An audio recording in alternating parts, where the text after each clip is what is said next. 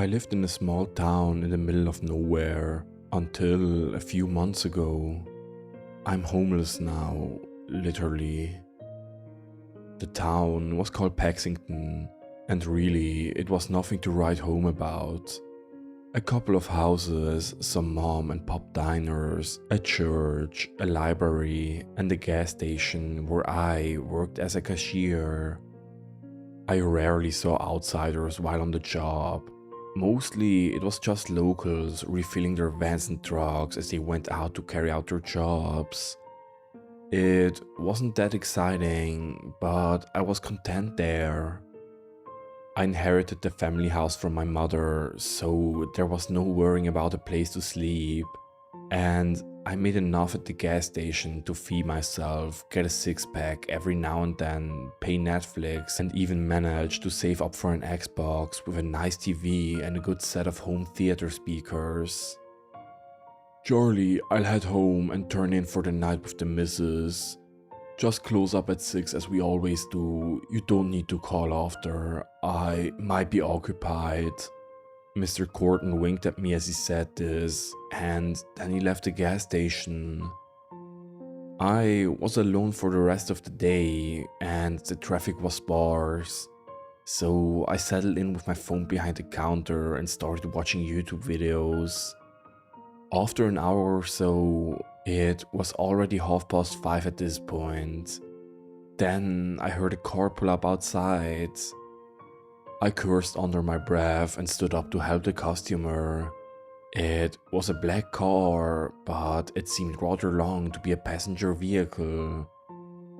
I went outside and finally I realized that it was a hearsay after I saw the drapes over the black windows. I was a bit surprised, but it was nothing compared to how I felt when I saw the driver get out of the car. He was tall, easily over 6 feet, and his attire was something else. He looked like a priest wearing a midnight black cassock and a Roman collar.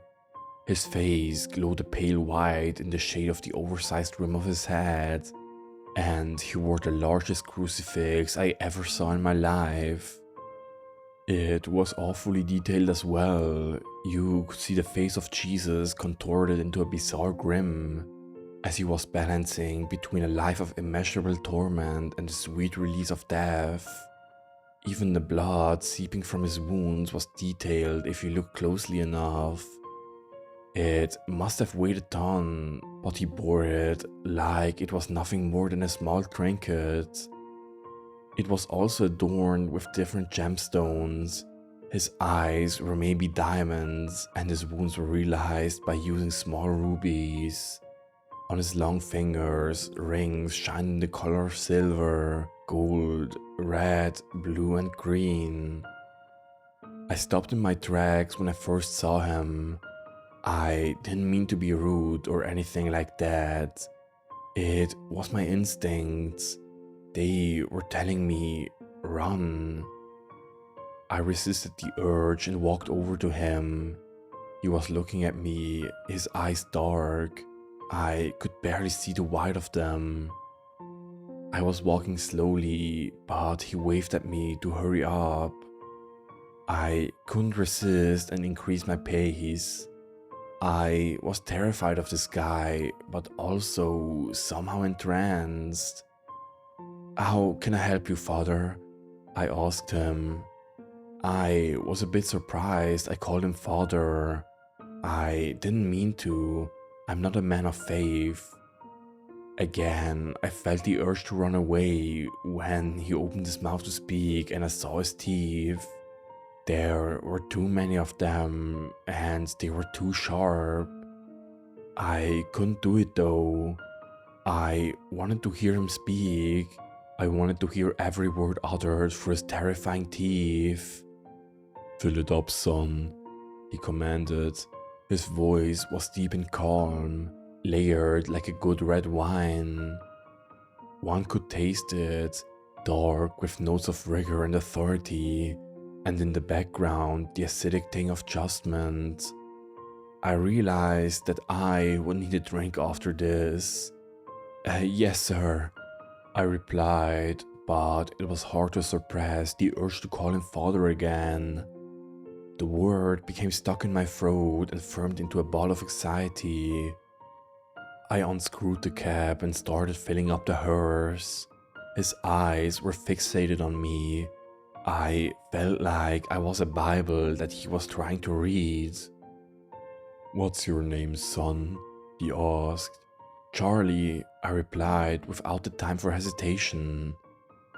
"Sure name," he said, which I understood to be a command immediately. I didn't want to tell the creepy priest guy what my name was, obviously, but I just couldn't resist him. "Santoro." "That is a good name," he grinned. "Yes, my mother was Italian. She came here to live with my father, but he died before they could get married and I was born," I blurted out without wanting to. I was wondering why I was telling him so much. He was just a stranger. "Good, good. You know, I'm here to compare the parish register with the local records, so this is useful to know. I'll see you around, Charles Santoro," he said just before the gas stopped flowing. I put the hose back on the pump and turned towards him. I had something to say, but I couldn't remember for the life of me. "God bless," he said, climbed back into the car and drove off in the direction of the town center. I went back inside, reached deep into my backpack and pulled out my flask. I noticed the number on the register. Father fuckhead didn't pay for his gas. Shit. That evening, I decided to call up Monica. She was my best friend, and I wanted to tell her what happened, hoping that sharing would ease my anxiety. "Hey Mo, you wanna come over? I have some good weed and it's been some time since we last smoked together," I asked, trying to sound cheerful. "Sure, but are you okay? You don't sound too good." I suppressed a curse. I didn't want her to worry about me. "Sure, just some creep came in today. He kinda freaked me out. But I'll see you in 15 and tell you all about it." "I'll be there in a bit," she said and hung up. Mo started laughing as I finished my story. It hurt my feelings a bit, but if I wanted to be honest with myself, it really was hilarious. I was scared shitless and put in my place by some iced out priest in a hearse. "I want to see this guy take a peek in his priestly attire." Monica swept the tears of laughter from her eyes. "He is here to update some records or shit, right? I'll try bumping into him." "I don't understand though. We only have a Protestant church. What kind of record is he looking for here?" "I don't know. These religious people have their own ways. Maybe they share a register with the Reverend Jones or something." I wasn't convinced by that answer. Sharing and gaining another perspective helped a lot a few days later, but it was just a memory. At least until Reverend Jones' car rolled up at our gas station once again. "I met your colleague a few days ago, Reverend," I said to him jokingly. To my surprise, he looked confused. "I'm not sure what you're talking about, Charlie," he said, slightly annoyed. He always took his faith seriously, and he might have thought I was making fun of it. He never told me his name. It was a Catholic priest based on his clothing. He said he had to do something with the parish register. I thought he was coming to meet you and work it out. He was driving a hearse. As I spoke, Reverend Jones seemed more and more annoyed and confused. "Are you joking? I have nothing to do with Catholic parish registers. Why would he come to see me?" There wasn't a single Catholic living here since your mother died anyway. I felt really embarrassed and I felt myself blushing. He was right, of course. There was not a single Catholic in Paxington, and even the few who lived here sometime in the past never had a church built for them. Forgive me, Reverend, I didn't mean to offend you.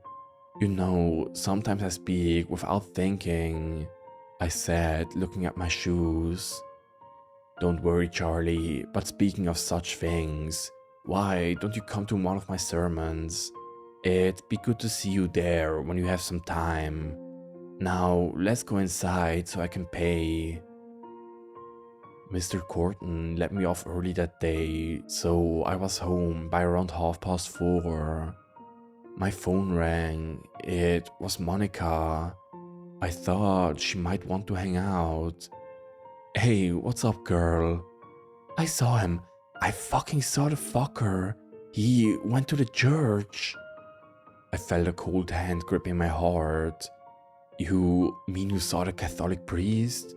I asked, hoping she would say no and tell me about someone else. Yes, Charlie, why didn't you tell me he was this terrifying? I almost peed myself when he got out of his car or hers or whatever. I could hear that she was panicking. I tried telling you. It hit me suddenly. Wait, what's going on? I just spoke to Reverend Jones. He said he knows nothing about the guy. There were no Catholics living here since Mom died. And what the hell was he doing until now? Monica was silent for a few seconds. This whole thing seems fishy to me, but on the other hand, I'm kinda intrigued. Are you still at work, or do you want to see what they are up to? Come in, meet me on the corner where the store is. We'll go together from there, I said. I was excited. At least something was happening in sleepy Paxington, but I couldn't shake the feeling that something was terribly wrong. And soon it turned out that my gods were right all along. As we were heading over to the church, we heard the bells ringing. It wasn't time for it yet, but I felt they were calling out to me. I felt like there was going to be a service soon, and I needed to attend. I think Monica felt the same thing, but at this point we didn't speak, just took bigger and bigger steps to reach the church faster. I saw that many people did the same. They left their homes, young and old, even children, and mothers carrying their babies. Some people didn't even care about closing their doors. They just walked towards the church in a haze. I was there before. It was a simple Puritan church, big enough to fit the whole town. Only 321 souls lived in Paxington, so it weren't that much. However, when I entered, I saw that everything changed inside. The pure white walls were painted over with the most blood-curdling frescoes that I have ever seen. I guess they depicted the 7 circles of hell and the tortures that awaited sinners. There were demons holding a feast, eating human flesh and drinking blood from skulls that still had eyes which showed consciousness and full understanding of what was being done to them. The other wall depicted a human whose arm was surgically removed, fiber by fiber, bone by bone, until only the dead tree of nerves remained. One would only need to take a glance at his face to understand the agony he had to go through. At the far end of the church stood a newly raised altar, adorned with gold and icons of saints. In front of it stood the priest whom Charlie saw at the gas station. He was almost motionless, looked like he was waiting for everyone to arrive. And this time around, he had a cane in his right hand and a book, presumably the Bible, in his left. No one spoke, everybody just stood there and reluctantly advanced closer and closer. I was going mad by this point from the constant ringing. It soon faded away and we heard the door of the church shut close behind us. As if a spell was broken, people suddenly stared at each other in a panic, and far worse than a bell, a maddening cacophony filled the air as people tried to work out what was happening. "Quiet, you are in the house of God and you will show respect." His voice was exactly as I remembered, but he spoke much louder now and the acoustics of the building made it sound ominous. It felt like he enchanted the audience just like the bell did, and everyone was listening to him. But as the echoes of his words died, some people broke down crying. I noticed a few men whispering between each other. I didn't really know them. I think one of them was called Parker. They moved swiftly and the crowd gave way to them, so they could approach a priest. They looked angry. I was sure they decided to take action, and they did. But the priest didn't pay them any mind. He just kept mustering the crowd, like he was a judge contemplating our sentence. They were soon upon him and Parker reached out to grab him by the collar. The cane fell swiftly and we heard a wet crunch as Parker's hand folded like it was made out of rubber. Another one of the three tried to help him, but his cheekbone was soon shattered by the book the priest was holding on his left. The third assailant, who now became a victim, just stood there in shock.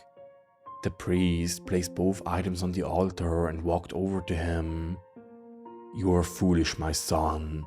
To raise your hand and anoint the priest of Jesus Christ in his church. This is a severe crime and a heavy cross to bear on your conscience," he said. He didn't sound angry, just disappointed. What happened next surprised everyone. The priest grabbed a heavy golden chain with the crucifix, which was hanging from his neck, and raised it over his head. "Bow," he commanded, and the man complied without a word. He literally gave him a heavy cross to bear. In fact, it weighed too much even for its size. As soon as he let go, the crucifix fell onto the floor as the man was not strong enough to support his enormous weight. He still lived for the next few minutes, but the chain crushed his neck after a few minutes. All the while he was squirming on the floor. Parker and the man with the crushed cheek passed out from the pain and physical trauma. We were unable to do anything. We couldn't move, or better said, we didn't dare. We just witnessed as he crushed 3 grown men like they were flies. "Now, let's start with the thing I came here to do." I was tasked to compare the parish register with the local population. I will cross-reference it thoroughly and correct any errors that might be present. A sense of relief came over us. This sounded like such a banal and easy task, and we hoped that after that he would be out of our hair. I looked at Monica, but still I was unable to open my mouth. She looked back at me, and I could feel she was pondering the same question. Why go to such lengths to perform such an easy thing? It just didn't make any sense. "You first." The priest pointed at Mr. Corton, who's been standing at the leftmost side of the first row. "What's your name, son?" "Andrew Corton, father," he replied, looking at his shoes. I'd never seen him like this before. Usually he wouldn't take shit from anyone, but the presence of the strange priest broke all of us. We just wanted to comply and get over with it. we would have time to wonder what happened here after all of it was done. Or so we thought. Date of birth, the 3rd of October 1976. I think we might have an issue, the priest said darkly, dissatisfaction underscoring his words. What's the issue, Father? Mr. Corton asked. The priest's eyes softened, and the next time he spoke, there was a hint of compassion in his voice. You do not exist, son. Mr. Corton broke down in tears. He fell on his knees, and all we could hear was weeping. The priest grabbed him under his arm and lifted him up. He even leaned down so he could look him in the eyes. You need to go. His voice was soft now, almost a whisper, but it still filled the whole church, and I think even the people in the last row heard it clearly. He pointed towards the door in the back of the church, which we didn't notice up until that point. The broken man nodded and walked over to the door. Even though he opened it wide and the lighting in the church was pretty good, we couldn't see what was on the other side. It was as if Mr. Corton walked into the abyss. The door shut closed behind him with a thud. People looked at each other with eyes big as saucers. We realized what awaited us, but there was no way of escaping this fate. We were still under this terrible man's spell. He kept pointing at people, waving them over, and asked for their names and date of birth. The verdict was always the same. You do not exist. Old and young, and even Reverend Jones met the same fate. People marched over to the door, and mothers stepped into the darkness with their toddlers crying in their arms. At some point, I just gave up. I think it was at the moment when Monica disappeared, and I just stayed standing there. Afterwards, I wasn't paying attention. My mind just switched off. You, he said while pointing a finger at me. I had no choice but to walk over to him and follow my fellow townsmen into the abyss. I just had a terrible realization. I was the only resident of Paxton left. I know you, Charles Santoro, he said. I had no idea how to reply to that. I just need your date of birth then. My date of birth is the 26th of January 1996, I reluctantly said. Well, Charles Santoro, you do exist. In fact, you're the only person in this godforsaken town who exists. I looked around. I was alone with the priest. Relief washed over me as I realized I survived. Then I felt terribly alone in this microcosm of the church. I know at my core that the people of my town were gone for good, like they never existed. The priest just stood there with a serious expression. He saw my confusion and my inaction, and he finally said something. Leave, you're free to go. I took the long walk through the empty nave of the church in complete silence. I opened the large door and stepped out while still being blinded by the sunlight. I thought I had come out somewhere else, as the town was nowhere to be seen. I was standing in a clearing in a forest. Then I saw the peaks of the 3 hills that people thought of as the local tourist attraction. I realized it wasn't just the people who never existed, but the whole town of Paxton. Everything I knew just disappeared without a trace, and I found myself tossed out into the world, without friends or a place to call home. I drifted without aim for a couple of weeks. When I ran into people, I asked if they knew about Paxton, but all I got was blank stares and head shakes. There is nothing on the internet about the place either. It took me some time to understand why I was spared. At first I thought it was because he already knew me from the gas station, but then I realized it was about something else. I was the only Catholic in this town. He had that thick book with him, which he called the parish register. I understand now that it was almost completely empty. My name was the sole record on the white pages. When I think about this, it fills me with a sense of loneliness, even greater than the disappearance of my town. My name, penned in black ink amidst hundreds of empty pages.